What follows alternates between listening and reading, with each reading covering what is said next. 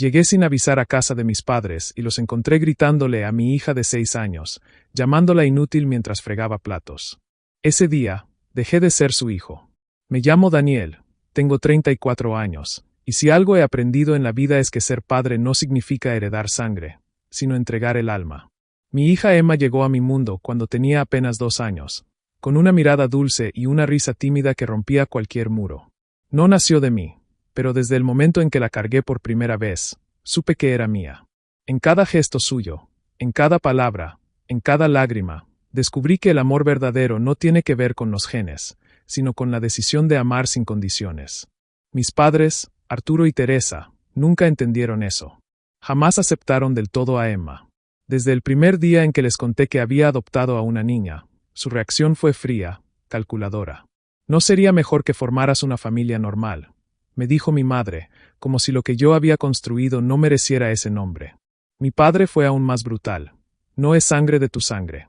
No es lo mismo». Aquellas palabras me hirieron más de lo que quise admitir. Pero decidí mirar hacia adelante, esperando que con el tiempo se ablandaran. Me equivoqué. A pesar del rechazo sutil, y a veces no tan sutil, de mis padres, mantuve el contacto. No por mí, sino por Emma. Pensaba que, aunque no la hubieran aceptado con el corazón, tal vez con los años lograrían ver en ella la luz que yo veía. También influía el hecho de que mis padres atravesaban dificultades económicas desde hacía unos años. Mi padre había perdido su empleo en una fábrica que cerró y mi madre, secretaria de toda la vida, no volvió a encontrar trabajo estable. Así que cuando me pidieron ayuda para no perder la casa en la que crecí, no dudé. Me hice cargo de los pagos de la hipoteca y les ayudé con sus gastos mensuales. Tenía un buen trabajo como ingeniero civil y podía darme ese lujo. Lo hice con gusto, pensando que la familia se apoya, aunque duela, aunque a veces no lo merezca. Tengo una hermana, Lucía, menor que yo por 4 años. Tiene 2 hijas, Carla y Julieta, que hoy tienen 7 y 5 años. Mis padres las adoraban. Cada visita suya era una fiesta, juguetes nuevos, dulces, paseos al parque, fotos enmarcadas en la sala. Y yo no tenía ningún problema con eso. Me alegraba que mis sobrinas fueran queridas. Lo que dolía era ver cómo, en contraste, trataban a Emma. Mi hija parecía invisible cada vez que cruzábamos la puerta de esa casa. Mientras Carla y Julieta eran llamadas mis niñas por mis padres, Emma apenas recibía un hola distraído. A veces, ni eso. La excluían de los juegos, de las actividades, incluso de las fotos familiares. Pero yo, en mi terquedad, seguía llevándola, tratando de construir un puente que no dejara a nadie afuera. Un puente que estaba condenado a caerse. Un día decidí que Emma debía convivir más con sus primas. Pensé que compartir tiempo con ellas podría hacerla sentir parte de algo más grande. Tenía una reunión importante en el trabajo, y dejarla con mis padres unas horas me pareció una buena idea. Cuando se lo pedí a mi madre, ella sonrió y me dijo que no me preocupara, que Emma estaría bien. Confié en ella. Ese fue mi error. Esa mañana, Emma se colgó de mi brazo con su mochilita rosa, emocionada. «Voy a jugar con Carla y Julieta, papi», me dijo, y le di un beso en la frente antes de irme. Pasé el día trabajando sin dejar de pensar en lo feliz que estaría mi hija compartiendo juegos, risas, cuentos. Nunca imaginé que ese día se transformaría en una herida que no cerraría jamás. La reunión en la oficina se alargó más de lo previsto. Cuando finalmente pude salir, ya era de noche. Conduje hasta casa de mis padres, deseando ver a Emma y escuchar cómo le había ido. Pero apenas estacioné frente a la casa, algo se sintió mal. La puerta estaba entreabierta. Y desde afuera, escuché gritos. Gritos de adultos. Gritos de furia. «Lava bien esos platos, niña inútil. Mira cómo dejaste ese. Está asqueroso». Me congelé. La voz era de mi madre. Entré sin hacer ruido, sintiendo como el corazón me martillaba el pecho. En la cocina, la escena que vi me dejó sin aliento.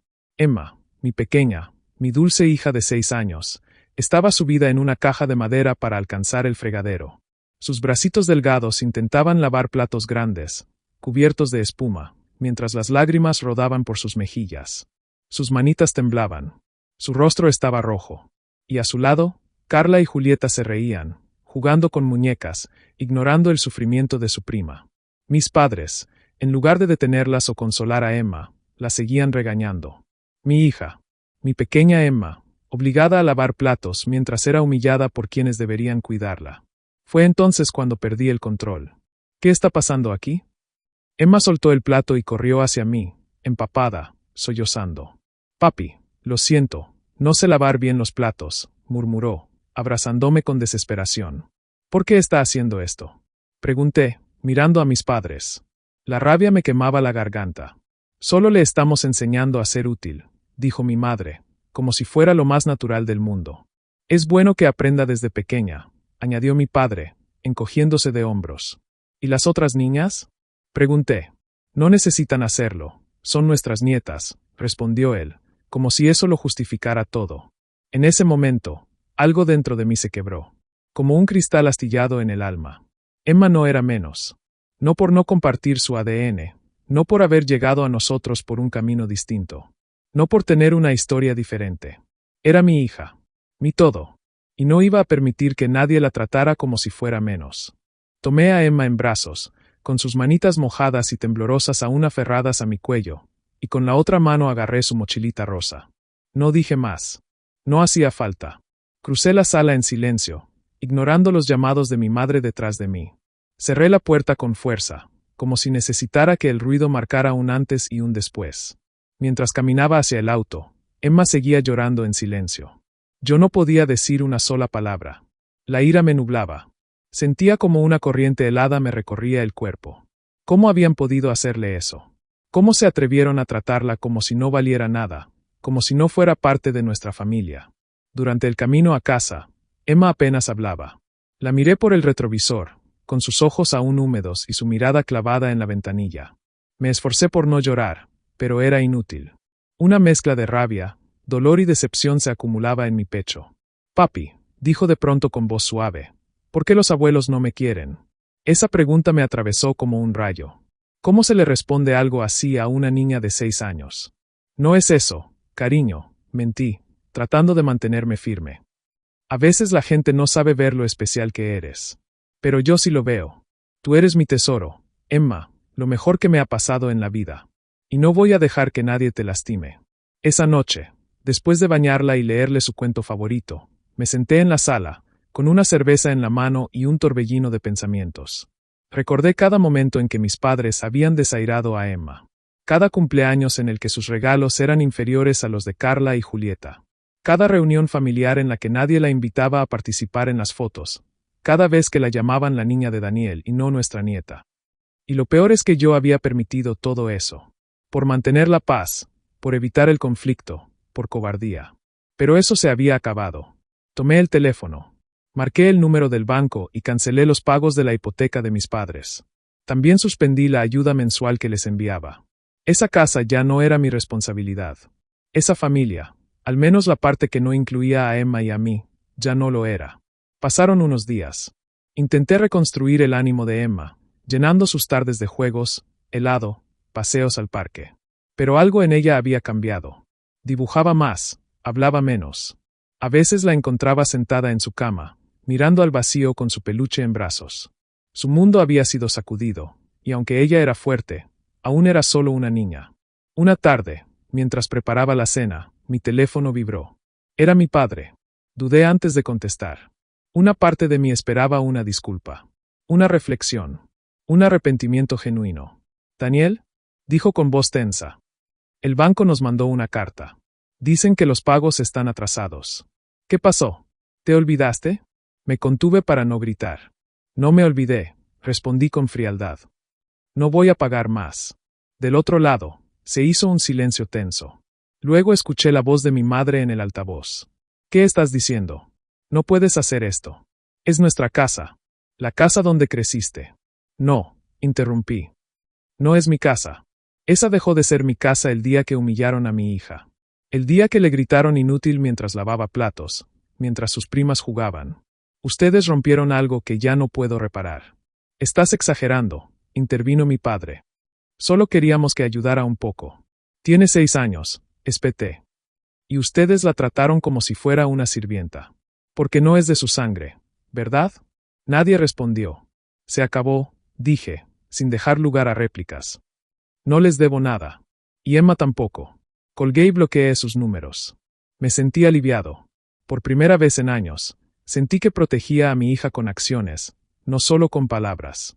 Pero la historia no terminó ahí. Un par de semanas después, mi hermana Lucía me llamó. Atendí sin pensar. ¿Qué les hiciste? Me gritó, sin saludar. Están en la calle, Daniel. El banco les quitó la casa. Por tu culpa. Me apoyé en la mesa de la cocina, intentando mantener la calma. No es mi culpa, Lucía. Ellos tomaron sus decisiones. Yo solo dejé de protegerlos de las consecuencias. Son tus padres. Los dejaste tirados como si no significaran nada. ¿Y Emma qué significa para ellos? Respondí. ¿Te acuerdas lo que le hicieron? ¿O no te importa porque no es tu hija? Lucía se quedó en silencio unos segundos. Luego suspiró con rabia. Todo esto por unos platos. No, la interrumpí. Todo esto por humillar a una niña de 6 años. Por hacerla sentir menos. Por años de desprecio disfrazado de indiferencia. Por no tratarla como familia. Por dejarle cicatrices invisibles que ni tú ni ellos entienden. Mamá y papá están durmiendo en un cuarto prestado. No tienen a dónde ir. Entonces ayúdalos tú, dije sin dudar. Yo ya hice suficiente. Y colgué. No respondí más llamadas. No leí los mensajes. Me enfoqué en Emma. En su risa. En su recuperación. Unas semanas más tarde, el timbre sonó. Era una tarde nublada, con el cielo gris y el aire húmedo. Abrí la puerta y allí estaban, Arturo y Teresa. Mis padres. Desgastados. Ojerosos. Derrotados. Hijo, dijo mi madre, con lágrimas en los ojos, no tenemos a dónde ir. Mi padre no decía nada. Sostenía una bolsa con ropa arrugada y una chaqueta vieja. Déjanos quedarnos, solo un tiempo, suplicó ella. No queremos molestar. Miré hacia la sala. Emma estaba en el sofá, viendo una película con una manta sobre las piernas. No pueden quedarse, respondí con firmeza. Somos tu familia. Lloró mi madre. Ustedes dejaron claro que Emma no lo era. Si ella no es su familia, yo tampoco. Y cerré la puerta. Cerré la puerta y me quedé allí unos segundos, con la frente apoyada en la madera. Escuchaba los sollozos apagados de mi madre, el silencio incómodo de mi padre, la desesperación acumulada en sus cuerpos viejos. Pero no abrí. No podía. Porque justo detrás de mí estaba mi hija, mi mundo, mi responsabilidad. Y no iba a permitir que sus agresores, aunque fueran mis padres, cruzaran la puerta de nuestro hogar. Volví a la sala y Emma me miró con sus enormes ojos, como preguntando si debía preocuparse. Me senté a su lado, la abracé y le dije que todo estaba bien, que nadie más le iba a gritar, que esta era su casa, su refugio. Durante las semanas siguientes, mi vida se centró en sanar a Emma. Fue un proceso lento, pero cada pequeño avance era una victoria. Un día me pidió volver al parque. Otro día quiso ver una película conmigo en lugar de encerrarse a dibujar sola. Su risa volvió, tímida, pero auténtica. No como antes, pero lo suficiente para hacerme sentir que íbamos por buen camino. Una noche, mientras le leía antes de dormir, me sorprendió con una frase que nunca voy a olvidar. Papi, yo ya perdoné a los abuelos. Me quedé en silencio. Sus palabras me golpearon más que cualquier reclamo. ¿Cómo podía una niña de 6 años tener un corazón tan grande? La abracé fuerte, con un nudo en la garganta. Quise decirle que yo no podía hacer lo mismo, que había cosas que simplemente no se perdonan, pero no lo hice. Solo la abracé. Ella era luz, y yo, en ese momento, solo quería que su luz no se apagara. A pesar del perdón de Emma, yo no tenía intenciones de reconciliarme con mis padres. Sabía por Lucía que seguían viviendo en un pequeño cuarto alquilado en una zona complicada de la ciudad. No sentí pena. No sentí culpa. Solo sentí justicia. Ellos habían elegido ese camino cuando decidieron que una niña de 6 años no merecía amor por no tener su apellido. Lucía siguió intentando mediar. Me llamaba de vez en cuando, cambiando de tono entre súplica y reproche. Un día me preguntó si Emma los extrañaba. No lo sé, le respondí. Pero si los extraña, es por el lugar que deberían haber ocupado y no quisieron. Sigue siendo cruel, me dijo ella. No. Solo soy un padre, le respondí. Un padre que eligió no seguir exponiendo a su hija al desprecio. Después de eso, las llamadas se hicieron menos frecuentes. La distancia se volvió definitiva. A veces, cuando salíamos al parque o al supermercado, Emma me preguntaba por sus primas. Me dolía verla añorar una conexión que nunca fue real. Le respondía con delicadeza, intentando explicarle que no todo el mundo sabe amar bien, pero que eso no la hacía menos valiosa. Con el tiempo, esas preguntas fueron desapareciendo, y ella fue encontrando su lugar en otros espacios, en la escuela, con sus maestras, con algunos compañeros. Incluso yo, poco a poco, empecé a conocer a otros padres en la comunidad, y nos integramos en actividades donde Emma podía sentirse parte, sin tener que ganarse el cariño a la fuerza. Un día, Emma volvió de la escuela con un dibujo. Era una casa de techos grandes, como la nuestra. Y al frente había dos personas, ella, con su mochilita rosa, y yo, con mi laptop en una mano y un helado en la otra. Encima del dibujo había escrito con letras torcidas: mi casa feliz. No aparecía nadie más. No abuelos. No primas. Solo nosotros. Ese día lloré en el baño, en silencio, sin que ella me viera. De alivio. De amor. De gratitud. Porque a pesar de todo, lo estábamos logrando. Poco después, tuve una reunión con recursos humanos en mi trabajo. Me ofrecieron un ascenso y la posibilidad de trasladarnos a una ciudad más pequeña, donde abrirían una nueva oficina. El sueldo era mejor, y la idea de comenzar desde cero, lejos de todo lo que nos había lastimado, sonaba como una bendición. Hablé con Emma y le mostré fotos del nuevo lugar. Parques, lagos, una escuela hermosa, una casa con jardín. Sus ojitos se iluminaron. ¿Ahí también vas a estar tú?, me preguntó. Claro, princesa. Siempre contigo. Entonces quiero ir, dijo con una sonrisa. Nos mudamos 3 meses después. Dejamos atrás esa ciudad que tenía tantas memorias grises, y empezamos una nueva etapa. En nuestra nueva casa, Emma floreció. Hizo amigas nuevas, empezó a tomar clases de música, y cada día volvía con historias que me llenaban el alma. A veces aún dibujaba casas, pero ahora las pintaba con muchos colores. Ya no había nubes oscuras. Ya no había lágrimas. Yo, por mi parte, encontré paz. Por primera vez en mucho tiempo, podía dormir sin esa presión en el pecho, sin esa culpa silenciosa por intentar mantener relaciones que solo hacían daño. Recibí algunos correos de Lucía. Me decía que mis padres estaban viejos, que quizás no les quedaba mucho tiempo, que algún día me arrepentiría de no haberlos perdonado. Nunca los respondí. No porque me diera igual, sino porque sabía que contestar solo abriría heridas que ya estaban cerrando. Emma y yo éramos una familia. Una verdadera. Y eso era todo lo que importaba. Una tarde, después de ver una película abrazados en el sofá, me miró con seriedad y me dijo: Papi, cuando sea grande quiero adoptar un niño, como tú hiciste conmigo. Me quedé helado. ¿Por qué, cielo? Porque yo sé cómo se siente que te amen aunque no seas de su sangre. Y quiero hacer eso por otro niño. No pude decirle nada. Solo la abracé, mientras las lágrimas me escurrían por las mejillas. Emma no solo me enseñó a ser padre, me enseñó a sanar, a resistir y, sobre todo, a amar sin condiciones. Con el paso de los meses, Emma y yo consolidamos una vida donde la tranquilidad ya no era un sueño, sino una rutina. Cada mañana ella salía a la escuela con una sonrisa, saludando a sus nuevos amigos, y cada tarde me recibía con dibujos, cuentos y su energía luminosa. Me convertí en el papá que asiste a todas las funciones escolares, que lleva galletas al salón los viernes, y que graba cada presentación como si fuera una obra de Broadway. Nuestra nueva ciudad se convirtió en un hogar real. Nadie nos miraba como el hombre con su hija adoptiva, sino simplemente como Daniel y Emma, un padre y su pequeña. En esa comunidad nadie sabía de los gritos, de los platos sucios, ni del dolor. Y eso fue una bendición. A veces, en la tranquilidad de la noche, pensaba en mis padres, en lo que se perdieron, en cómo dejaron pasar la oportunidad de conocer a una niña maravillosa, solo por un prejuicio absurdo. Recordaba sus palabras, su tono de superioridad, el modo en que defendieron su trato como si estuvieran educando y no destruyendo.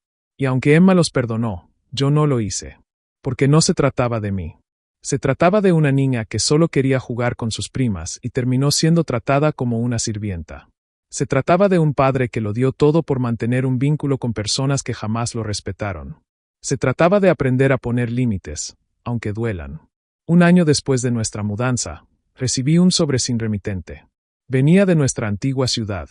Dentro había una carta escrita con letra temblorosa. Era de mi padre. Decía que estaban viviendo en condiciones muy duras, que apenas tenían para comer, que mi madre estaba enferma y que él no sabía qué hacer. Me pedía que pensara en ellos, que los ayudara aunque fuera por compasión. No había una sola mención a Emma, ni una disculpa, ni un lo siento. Solo súplica. Rompí la carta en pedazos y la tiré a la basura. No por rencor, no por orgullo, sino porque entendí que si cedía, si abría la puerta aunque fuera un poco, todo el dolor que habíamos superado volvería a colarse por las rendijas. Emma estaba feliz. Y yo había prometido proteger su felicidad con todo lo que tuviera. Una tarde cualquiera, al salir del colegio, Emma me preguntó si podía invitar a una amiga a jugar en casa. Por supuesto, le dije. Y esa tarde, mientras las veía en la sala armando una casa de almohadas, me di cuenta de lo lejos que habíamos llegado. De lo fuerte que era mi hija. De lo mucho que había sanado. Ya no dibujaba casas vacías. Ahora dibujaba familias. Y siempre estábamos nosotros dos en el centro.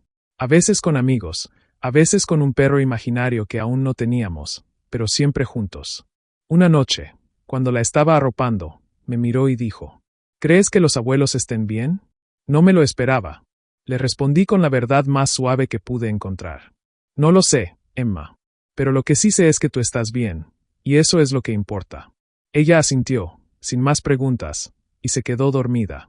En ese momento entendí que el perdón de los niños es distinto. No olvida, pero no guarda veneno. Su perdón no exige reconciliación, solo paz. Y si ella podía soltar, entonces yo también podía dejar de cargar con la culpa por algo que nunca fue culpa mía. Unos meses después, adopté oficialmente el apellido de Emma. Lo registré legalmente como si ella hubiera nacido con él. Fue un proceso sencillo, pero simbólicamente, fue el cierre de un ciclo.